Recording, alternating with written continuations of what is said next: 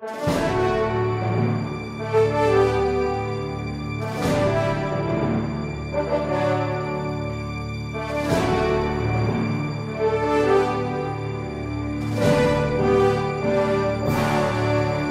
do Pai, e do Filho, e do Espírito Santo. Amém. Inspirai, ó Senhor, as nossas ações e ajudai-nos a realizá-las, para que em vós comece e para vós termine tudo aquilo que fizermos por Cristo, Senhor nosso. Amém. Santa Maria, Mãe de Deus, rogai por nós. Em nome do Pai, e do Filho, e do Espírito Santo. Amém. Muito bem. Uma boa noite a todos. Alegria estarmos juntos no nosso encontro semanal ao vivo, né? Nossa família do site padrepauloricardo.org, e nós iremos falar essa semana a respeito das mulheres, não é? O ódio ao feminino. Que nome nós podemos dar ao ódio aos femininos? A palavra chama-se feminismo, não é? Feminismo. Mas não um feminismo esse que está na sua cabeça, né? Você acha que feminismo é um movimento de luta pelos direitos das mulheres. O feminismo não é isto. Pelo menos não é aquilo que ele se tornou, não é? O feminismo tornou-se uma realidade tão radical que o famoso radialista e comunicador americano Rush Limbaugh, não é, cunhou um termo, não é, feminazismo, não é? O feminazismo é esse feminismo completamente fora, né, dos parâmetros da normalidade. Bom, para falar a respeito das mulheres, é claro, no ambiente onde as mulheres estão tão sensibilizadas e qualquer fala de um homem pode parecer uma agressão, né? Uma forma de agredir a você, mulher. Então, eu vou convidar, né, para participar do nosso programa de forma indireta, duas mulheres, não é? Duas mulheres através de um livro. O livro que eu vou indicar para vocês hoje é o livro de duas mulheres, uma mais nova, jovem, ela é jornalista e contribui com o Fox News, o canal Fox News. O nome dela é Suzanne Venker. E uma outra, já de mais idade, pioneira, né, na luta pela família e pelos valores tradicionais do cristianismo, ela que é uma advogada constitucional famosíssima nos Estados Unidos, que é Phyllis Schlafly. Então, Schlafly. A Phyllis Schlafly, elas duas escreveram um livro chamado The Flip Side of Feminism: What Conservative Women Know and Men Can't Say. Vou traduzir o título porque é exatamente por isso que eu escolhi esse livro, por causa do conteúdo dele, mas também por aquilo que ele se propõe. É o seguinte: o outro lado do feminismo, flip side, flip em inglês é mudar, né? Flip side é o outro lado. The flip side of feminism, o outro lado do feminismo, o que as mulheres conservadoras sabem e os homens não podem dizer. Ou seja, já entendeu onde é que está a coisa? Ou seja, eu como homem estou aqui. Qualquer coisa que eu diga vai ser usado contra mim. Eu vou ser acusado de macho, chauvinista, de anti-mulher, etc. Então, nada melhor do que convidar duas mulheres a dizerem, não é, algo. É um livro recente, lançado, se encontra nos vários sites americanos, tanto em forma de livro, como também um formato eletrônico de Kindle. Infelizmente, é claro, o livro está em inglês, né? Aqui no Brasil nós não temos nada parecido em termos de literatura. aqui no Brasil, infelizmente, o que nós temos é o feminismo em todos os aspectos. É o feminismo triunfante, não é? Pois bem, para que essas duas mulheres escreveram esse livro? Elas escreveram esse livro como uma resposta a uma pesquisa que foi publicada no ano de 2007. Na pesquisa do ano de 2007, do National Bureau for Economic Research, o Escritório Nacional de Pesquisa Econômica, essa pesquisa, publicada em 2007, revelou que as mulheres americanas estão mais infelizes, atenção, as mulheres americanas estão mais infelizes do que jamais estiveram nos últimos 35 anos. Ou seja, você pega a mulher americana de hoje e compara com a mulher americana de 35 anos atrás, a mulher americana de 35 anos atrás era muito mais feliz. Por quê? Porque o feminismo anda destruindo a felicidade dessas mulheres. Então, eu vou comentar aqui hoje alguns temas, não é, desse livro, exatamente como uma forma de você ouvir da boca de duas mulheres experientes, estudadas, a grande realidade que está por trás do feminismo e por que o feminismo tem sido uma receita infalível para a infelicidade da mulher. Repito, e essa aqui é a mensagem da aula de hoje. O feminismo radical é a receita infalível para a infelicidade da mulher. Mulher, você quer ser infeliz, seja feminista radical. Bom, vamos colocar os pingos nos is e vamos, em primeiro lugar, definir as coisas. O movimento feminista atual, que começou na década de 60, ele costuma dizer que ele está unido ao movimento pelos direitos das mulheres que teve início lá no começo do século XX. Né? Quando as mulheres, então, na primeira onda do feminismo, lutaram pelo sufrágio universal, ou seja, pelo fato de as mulheres terem o direito de voto. Elas se unem àquele grupo lá do início do século XX. No entanto, o livro, né, de Phyllis Schlafly e de Suzanne Venker mostra com toda clareza que não é verdade.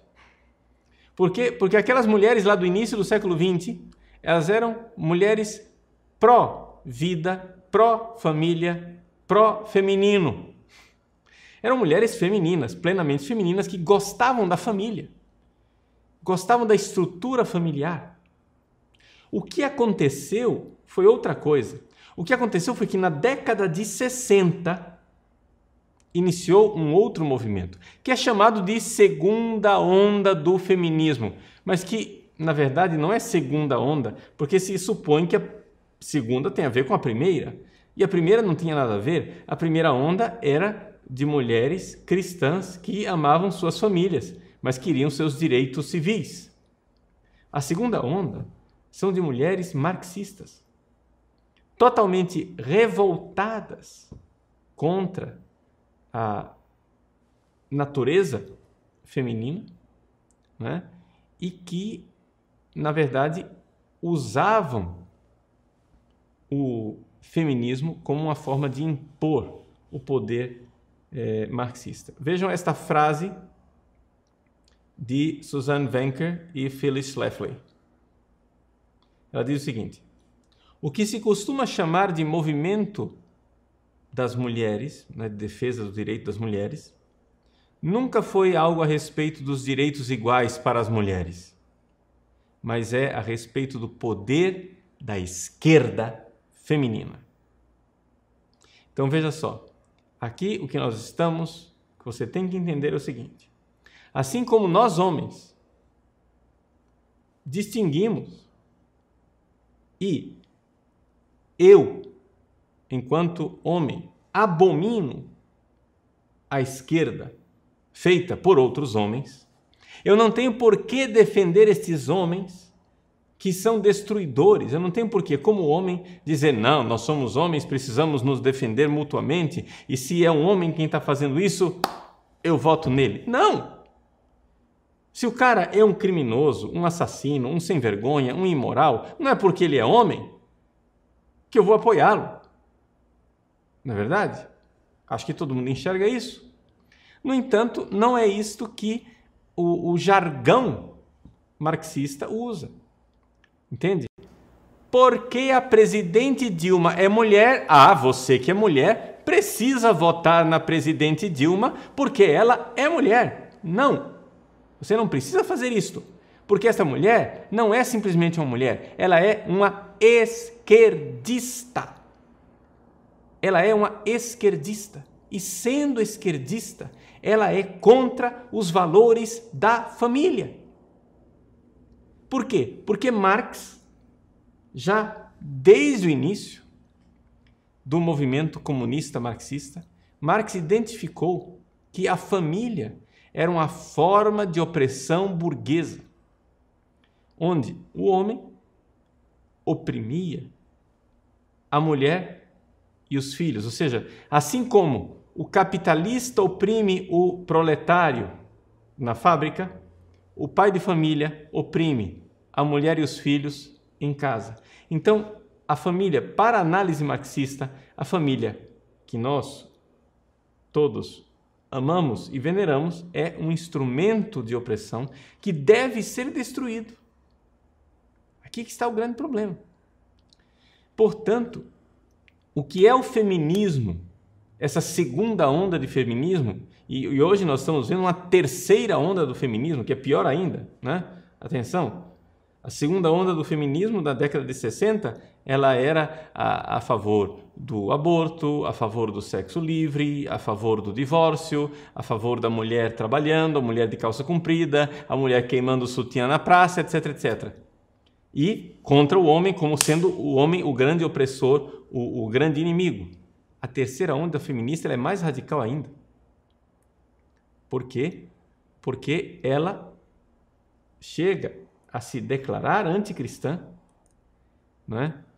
Ela é claramente a favor de uma identidade lésbica para as mulheres, de tal forma que a mulher possa até mesmo fazer sexo independente dos homens e não fique oprimida, necessitando, desculpem, mas é a linguagem que elas usam, não precise agora ficar dependente de um pênis, necessitando de um pênis. A independência total das mulheres. Ou seja, as coisas se radicalizaram de uma forma tremenda e se chegou a uma mentalidade não de direitos iguais, mas de superioridade das mulheres, onde os homens são apresentados nos filmes, nas palestras, nas intervenções das mulheres como sendo estúpidos, tolos, insensíveis, maldestros, ou seja, incapazes de resolver os problemas, né? Uns bobocas, e as mulheres são as heroínas,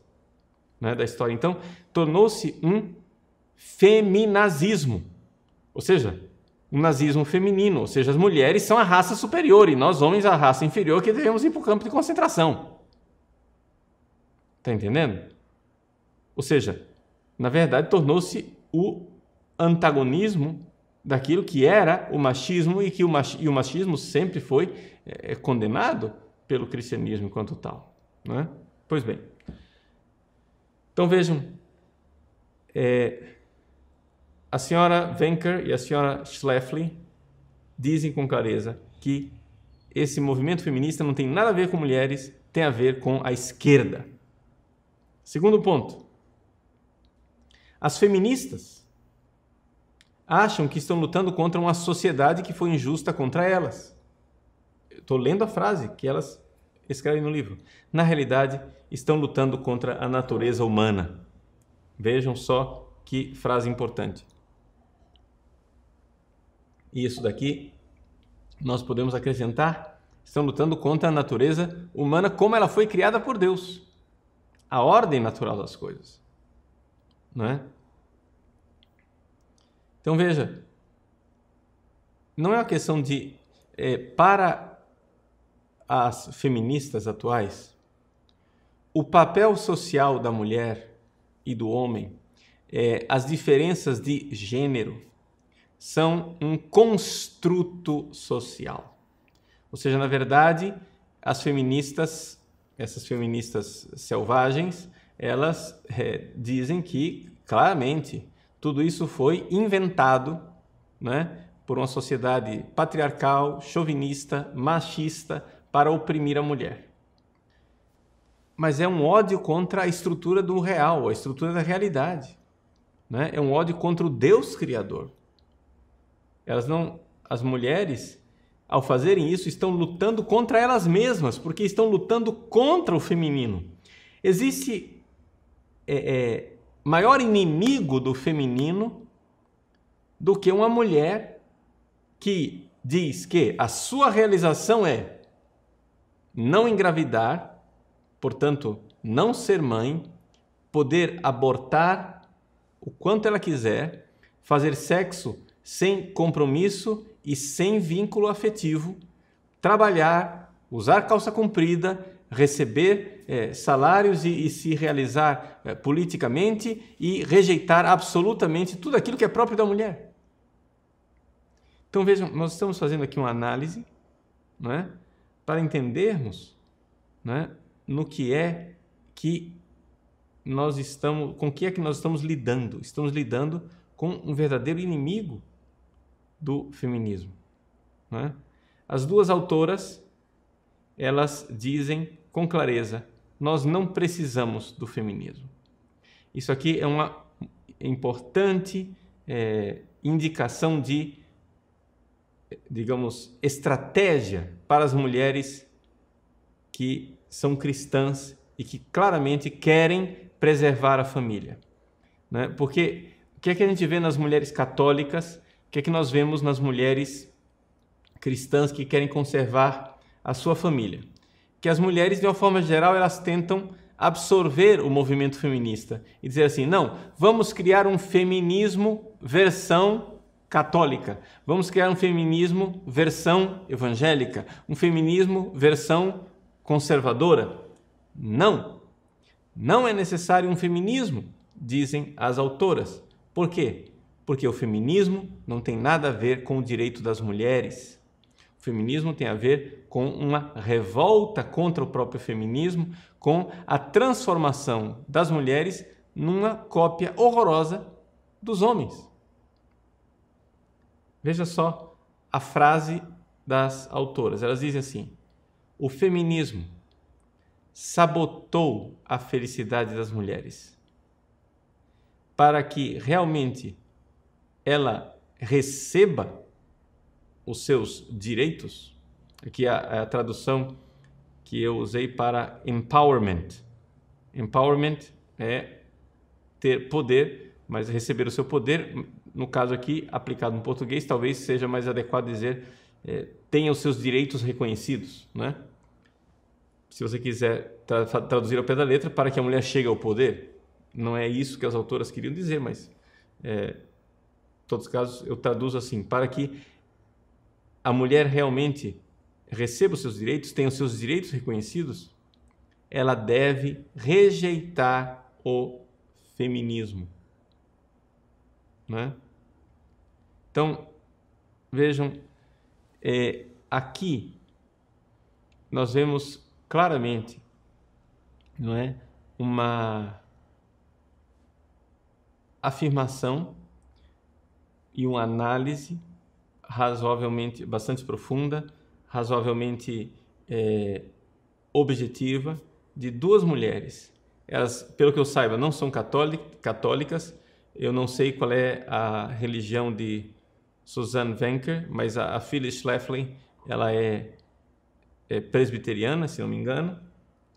São duas mulheres cristãs que simplesmente são pró-família. É importante, então, nós olharmos nesse primeiro passo, nesse nosso primeiro encontro, desmascararmos, não é, a ideologia feminista que, através dessa pesquisa de 2007 do National Bureau of Economic Research, se viu com toda clareza que a mulher não está mais feliz por causa do feminismo. As famosas, digamos assim, propagadoras, iniciadoras do movimento feminista da década de 60, diziam que o lar era um campo de concentração confortável. Ou seja, que as mulheres fiquem em casa, que elas tenham casa, que elas se realizem na maternidade, né, sendo mães, que elas se realizem sendo esposas, etc. e tal. Isso para elas é um campo de concentração, né? Agora, nós temos aqui, nesse livro, duas mulheres dizendo com toda clareza, isso não é verdade. Você vai e tira a mulher da sua própria natureza, deturpa a natureza da mulher e a mulher aqui, então, se torna totalmente refém de um ciclo de realizações sociais que ela, para ser alguém, precisa se mostrar socialmente. E, na verdade, ela vai acumulando infelicidade, porque isso põe sobre ela uma dupla carga, né, de exigências. Ela tem, por um lado, as exigências que a sociedade feminista coloca sobre ela. Olha, se você quiser ser uma mulher respeitável, você tem que ter um diploma universitário, ter uma carreira, um salário alto e se gastar, né, aí fora. Ao mesmo tempo que ela recebe essa pressão social, a mulher recebe também uma pressão da sua própria natureza feminina, porque ela sente que ela quer casa. Ela quer, ou seja, enquanto para nós homens uma casa é uma toca, né? É um lugar onde a gente se esconde, para a mulher o aconchego do lar, ter uma casa bem decorada, bem organizada, etc., é algo maravilhoso para ela. Enquanto a mulher recebe, por causa do feminismo, uma pressão externa que ela deve competir com o macho, né? Competir com o homem. Então, se vista como homem, põe uma calça comprida, vai lá e manda bronca. Manda ver que você consegue ser homem. Dá para notar que isso é a total inimizade do feminino? Ou seja, você só vai ser feliz, mulher, se você for igual a um homem lá fora. Ao mesmo tempo, dentro dela, a mulher tem uma demanda de ter casa, né? De ter a sua casa bem arrumada. Enquanto para nós homens, decorar uma casa é uma dificuldade enorme, não é? Para as mulheres aquilo é uma realização. A mulher, ao mesmo tempo, se sente frustrada em não ter tempo para os seus filhos. Então aqui nós temos dois complexos de culpa que foram colocados em cima da mulher, né? Que é exatamente esta dupla realidade, de que a mulher agora ela tem que dar conta de ser mulher, sendo mãe, dona de casa, né? Esposa, e ao mesmo tempo tem que dar conta de ser uma cópia do homem no mercado de trabalho, né? Como é que tudo isso aconteceu? Como é que essas coisas estão se dando? É algo realmente alarmante. Nós iremos continuar esse nosso assunto, não é? Em outros encontros e até mesmo em cursos mais extensos, porque o desmonte, ou seja, se nós poderíamos dizer aqui o foco do furacão, não é? Que está acontecendo nos valores cristãos na sociedade atual passa pela mulher. Por quê? Porque é a mulher, digamos, o núcleo do lar e da família. E, portanto, uma mulher que seja pró-aborto, pró-anticoncepcional, contra filhos, contra família, será certamente uma mulher que irá promover a queda dos valores cristãos. Nós fazemos agora um pequeno intervalo e voltamos já já para responder as suas perguntas. Retornamos então à nossa aula ao vivo. Queremos pedir para vocês um pouco de paciência, porque hoje, não sei por que, nós estamos tendo algum problema de conexão com a internet e a nossa transmissão não está tão boa como nós gostaríamos que fosse. Vamos esperar que o Brasil melhore um pouco, né, o seu serviço de internet. Mas tudo bem. Gostaria de falar para vocês, logo agora no início, aqueles que quiserem ter acesso à pesquisa que foi citada, né, do National Bureau for Economic Research, vocês têm aí o link, né? A equipe do site está colocando aí para vocês o link do documento de 2007, The Paradox of Declining Female Happiness, o paradoxo do declínio da felicidade feminina, feito por dois pesquisadores, Betsy Stevenson e Justin Wolfers. Para ler para vocês o resumo deste paper, dessa pesquisa. Através de mensurações objetivas, a vida das mulheres nos Estados Unidos melhorou nos últimos 35 anos e, no entanto, através de mensurações subjetivas, do bem-estar das mulheres, se nota que a felicidade das mulheres declinou tanto em números absolutos como em números relativos comparado com os homens. Esse paradoxo do declínio do bem-estar das mulheres foi encontrado em várias fontes de dados, mensurações subjetivas de bem-estar e através de grupos demográficos e nos países industrializados. Então vejam só como está aí a pesquisa para vocês, né? É bastante completa. Tem também no final da pesquisa uma série de gráficos e bibliografias. Os gráficos mostram, né, como se mediu as coisas na população e assim por diante. Então vocês vejam, né, que isso daí é uma realidade que não dá para a gente negar. De fato, né, as mulheres, apesar de tanta libertação, não estão mais felizes do que as suas companheiras de 35 anos atrás. Por que é que o feminismo não conseguiu fazer as mulheres ficarem felizes? Porque o feminismo radical é uma receita segura, certa e objetiva para a infelicidade das mulheres, né? Então, vamos responder um pouco as perguntas de vocês. Rafael Sena, percebo que o neofeminismo acompanha outros movimentos marxistas modernos numa tendência de radicalidade cada vez maior. Quem está alimentando ideologicamente esses movimentos na atualidade? Bom, veja, Rafael, na verdade, aqui nós temos um fenômeno interessante, que é o fato de que as propostas, né, da agenda marxista estão coincidindo com as propostas das grandes fundações internacionais. Ou seja, cada um quer a implantação do feminismo por razões diferentes, mas estão de acordo no objetivo a ser alcançado.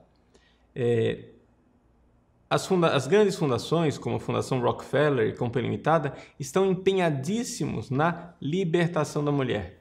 O que quer dizer essa libertação das mulheres? Quer dizer, na linguagem do Rockefeller, quer dizer simplesmente: nós não queremos que as mulheres tenham filhos. Então, precisamos fazer alguma coisa, né, para que elas parem de ter filhos. Então, isso daí foi a chamada segunda estratégia que nós estudamos, né, aqui no site, quando nós vimos aquele documento sobre a nova estratégia, a terceira estratégia do ano 2012. A segunda estratégia que nos fala exatamente dos direitos reprodutivos da mulher. né? Então, é uma forma de convencer as mulheres a não terem filhos. Então, essa libertação das mulheres no mercado de trabalho, uma mulher que trabalha, é evidente que ela não vai querer filhos, não é? Então, esse materialismo que vai tomando conta, né, é desejado pelos Rockefeller porque eles querem um controle populacional. Os marxistas, por sua vez, querem a destruição dos valores morais, né, do cristianismo, que eles chamam de moral burguesa. E então, Pôncio Pilatos e Herodes se abraçam e fazem a festa, né? Marlon Sapatini, padre, seria um pecado no sentido estrito da palavra a mulher trabalhar fora de casa? Não, não é um pecado a mulher trabalhar fora de casa. Não se trata disso, não se trata de moralismo, dizer que é pecado. Se trata da mulher compreender onde está a sua realização. Então, existem várias formas e é interessante que esse livro que nós indicamos para vocês, que é escrito por duas mulheres, ele tenta dar respostas exatamente a esses dramas da mulher que tem que trabalhar, né? E a realidade do trabalho é uma realidade que na vida da mulher não é um absoluto, não precisa ser a sua vida inteira. Você pode, por exemplo, dedicar mais tempo na fase mais delicada da educação dos seus filhos. Depois que os filhos já estão mais crescidos, você pode então dar mais tempo a um trabalho externo e assim por diante. As coisas são versáteis. Importante é nós entendermos que existe uma dignidade na própria mulher e no ser mulher. A famosa e extraordinária encíclica do bem-aventurado Papa João Paulo II, do dia 15 de agosto de 1988, Mulieris Dignitatem, né? É uma tarefa de casa para todos nós lermos essa encíclica, né? Como o Papa fala da dignidade da mulher e como essa dignidade da mulher não significa masculinização da mulher, né? O Papa coloca exemplos extraordinários de santas, de mulheres realizadas, seja mães de família, seja também mulheres consagradas, né, que exerceram um papel importantíssimo na história da Igreja. Então, tudo isso faz parte. Porém, o problema é como é que a mulher compreende a sua maternidade. Nós estamos fazendo hoje uma aula um pouco mais negativa, estamos levantando os problemas, né? Na semana que vem, nós gostaríamos de apresentar de forma mais positiva a realidade, a identidade feminina, né? Como é que a mulher deve se compreender. Claro que nós não podemos aqui tentar responder a tudo em um tema tão amplo, mas algumas coisas são importantes. Alessandro Martins de Fonseca, Padre Paulo, gostaria que o senhor falasse na questão de roupas e do pudor. A roupa está ligada intimamente à autoidentidade. Acho pertinente. Sua bênção. Sim, de fato, Alessandro, a questão da roupa, a masculinização da mulher, né, ela é algo realmente terrível. E é interessante. Na chamada segunda onda do feminismo, quando a mulher era tratada como objeto sexual, isso daqui era tido pelos movimentos feministas como uma coisa degradante. A mulher não pode ser objeto sexual, etc, etc. Depois elas notaram que isso daí era uma contradição. Porque uma mulher recatada, uma mulher casta, é uma mulher que quer família. Então, começou toda essa campanha da mulher se orgulhar de ter sexo livre, casual, descompromissado, né? Essas marchas das vadias, entre aspas, sluts, né? Tudo isso faz parte. Então, também a questão do despudor, né? Da mulher que, de alguma forma, comercializa o seu corpo. Tudo isso faz parte de uma profunda descrença do valor da mulher, não é? O Papa João Paulo II,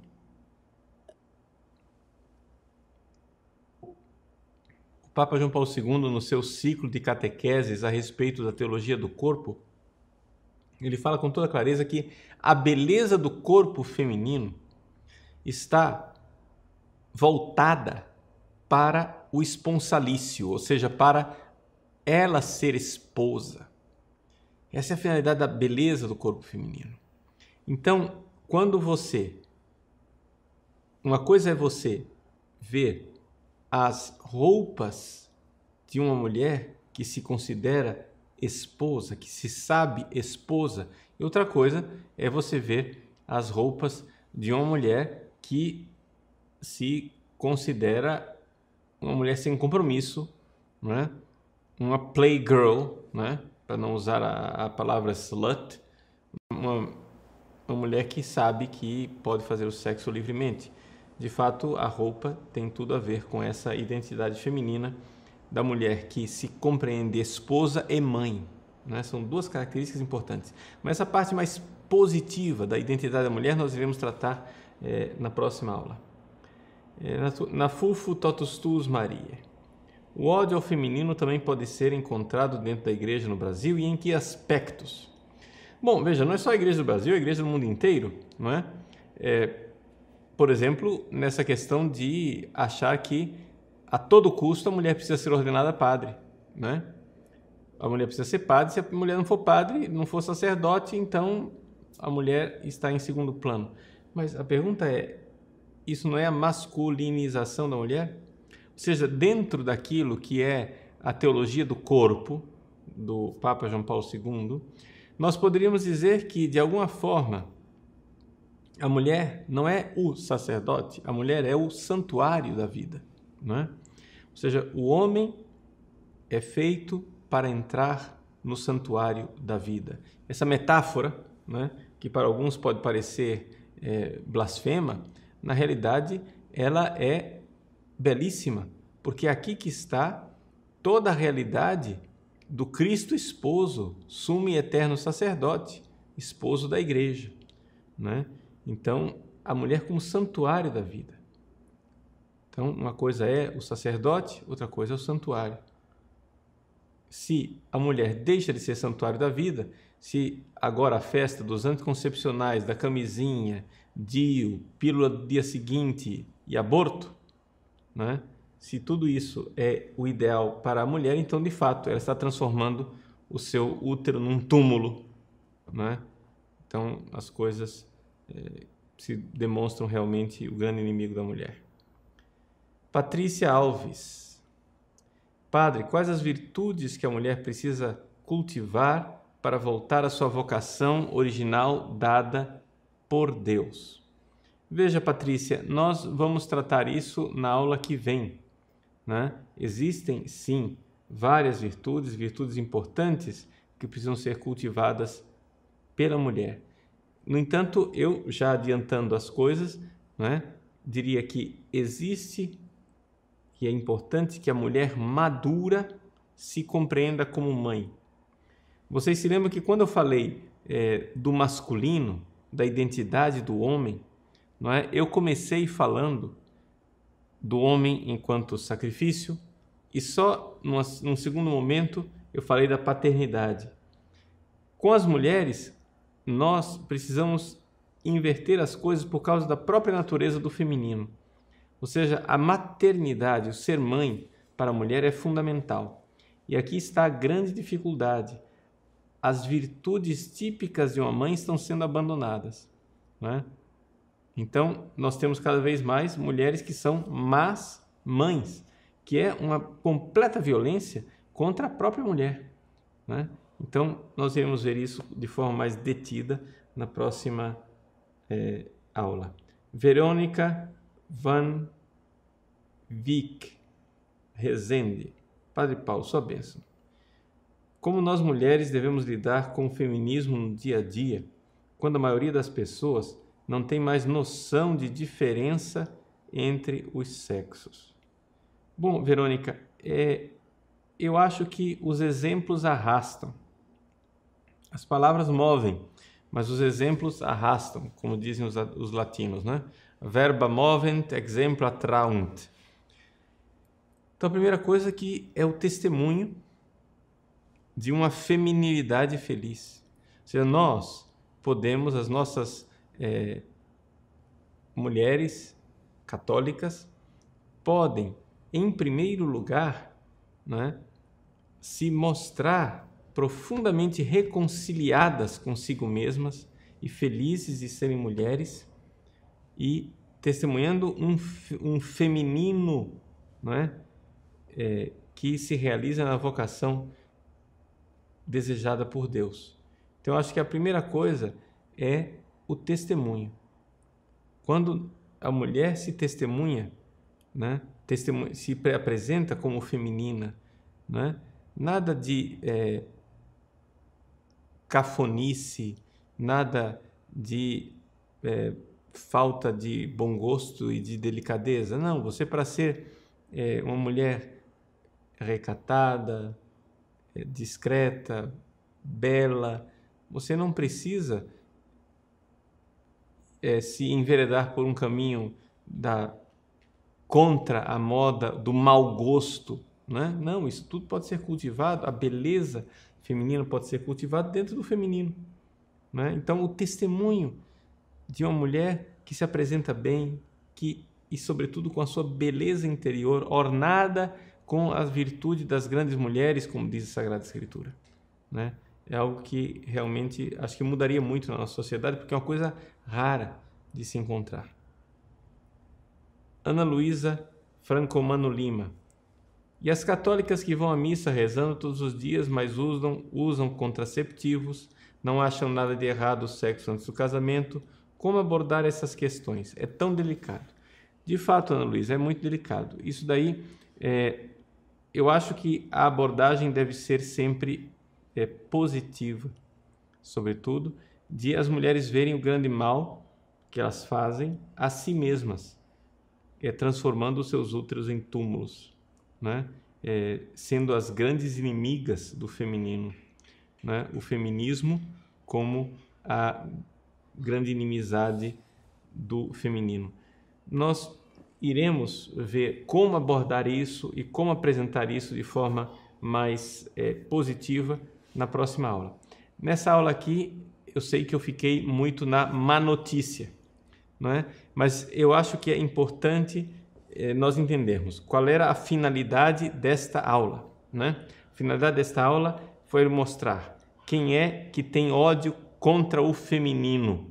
Quem tem ódio contra o feminino chama-se feminismo. Ou seja, o feminismo é a receita infalível para a infelicidade da mulher, né? Esta é a mensagem que eu quis passar nesta aula de forma documentada. Está aí duas mulheres, né, se apresentando e atestando nesse livro extraordinário, The Flip Side of Feminism, o outro lado do feminismo, e também esta pesquisa que vocês têm acesso aí também em inglês, em PDF, né, do Escritório de Pesquisas Econômicas dos Estados Unidos, Escritório Nacional, em 2007, mostrando que, de fato, não é uma hipótese. Eu acho que as mulheres estão mais infelizes. Não, elas estão infelizes e é o feminismo quem está destruindo as mulheres. Eu conheço casos extraordinários, belíssimos, de mulheres que passaram a vida inteira tentando se realizar no emprego, na sociedade, no sucesso, e finalmente, depois, quando veio a maturidade, se reconciliaram com o feminino e disseram: mas para que é que eu preciso dessa bobagem? Né? Para que eu preciso ficar competindo com os homens naquilo que é, na verdade, a glorificação do masculino? O feminismo causa a glorificação do masculino porque está transformando as mulheres em homens, né? E essa é a grande dificuldade que nós estamos enfrentando. Um pequeno recado para concluirmos a nossa aula no dia de hoje. O Papa Bento XVI lançou o 3º volume do seu livro Jesus de Nazaré, a respeito da infância de Jesus. Esse livro já está à disposição em língua portuguesa aqui no Brasil. Aqueles que desejarem comprar na livraria da editora Eclésia, que está aí o link, né, está sendo colocado agora na nossa página para você, e eu aconselho você a comprar o livro. Por quê? Além de ser um livro importante, né, nós, durante o tempo do Advento, iremos dar algumas aulas a respeito desse livro da infância de Jesus em preparação para o Natal do Senhor. Então, é muito importante que você, de fato, né, tenha o livro em mãos, comece a ler, né? Eu já comecei a ler o livro, já estou bem adiantado, quem sabe entre hoje e amanhã eu devo terminar a leitura. O livro vale a pena, é muito bom, é extraordinário esse livro do Papa Bento XVI sobre a infância de Jesus. Então, vamos fazer nossa tarefa de casa e vamos ler. O Papa teve o trabalho de escrever, vamos nós ter o trabalho também de estudar. O livro da infância de Jesus, na editora Eclésia, né? O link está aí na página. Mais uma vez eu quero insistir com vocês a questão da fidelização no nosso site. Vejam só, gente, nós vamos agora, no mês de dezembro, lançar uma campanha no nosso site. Por quê? Porque o que tem acontecido nos últimos anos é o seguinte, que o site ele vive bem durante o ano até o mês de dezembro. De repente, no mês de janeiro, que é o mês de férias, e até parte de fevereiro, o site então cai nas suas doações, na questão da assinatura dos seus membros, etc. E nós temos os nossos compromissos, né, mensais que nós precisamos honrar. Então, vamos fazer uma campanha para nos mantermos. Vocês estão vendo aí como o site tem melhorado. Nós só construímos o primeiro andar, a base do edifício, né? Existe um projeto do segundo andar. Aquilo que você está vendo aí é somente o início. As coisas estão sendo preparadas. Nós temos sido fiéis às nossas promessas. A gente diz, olha, estamos investindo em tal coisa, a gente investe e você vê o resultado, né? Então, precisamos do seu auxílio. Além dos compromissos mensais que nós temos também que investir na melhora para que a gente construa o segundo andar, por assim dizer. Você está entendendo que segundo andar aqui é metáfora, né? Ou seja, o segundo andar desse nosso projeto, disso que você tem aí na sua casa, que é o site padrepauloricardo.org. Então, pediria a você que convidasse mais pessoas para se associar, faça uma campanha, né? Seja um apóstolo. Olha, você conhece o site do Padre Paulo, né? Olha, tem lá, não é saber que o site ele está prestando um serviço de ser a voz do magistério da igreja, né? A voz daquilo que o Papa tem ensinado, daquilo que é realmente a doutrina católica, e nós precisamos manter o nosso site. Graças a Deus você tem correspondido, mas precisamos que essa resposta não caia aí no mês de janeiro, senão no mês de janeiro nós vamos para o vermelho, você sai de férias e a gente entra no pesadelo, né? Então, Deus abençoe você, continue nos ajudando, Nossa Senhora proteja e nós continuamos unidos na Eucaristia diária, rezando, né, por todos e cada um dessa nossa família, a grande família da Igreja Católica, mas também essa família menor do site padrepauloricardo.org. Que Deus abençoe. O Senhor esteja convosco, Ele está no meio de nós. Debaixo de vossa proteção, nos refugiamos, Santa Mãe de Deus. Não desprezeis nossas súplicas em nossas necessidades, mas livrai-nos sempre de todos os perigos, ó Virgem gloriosa e bendita. Nossa Senhora das Graças, da Medalha Milagrosa, cujo dia hoje celebramos, rogai por nós. E abençoe-vos o Deus Todo-Poderoso, Pai e Filho e Espírito Santo. Amém.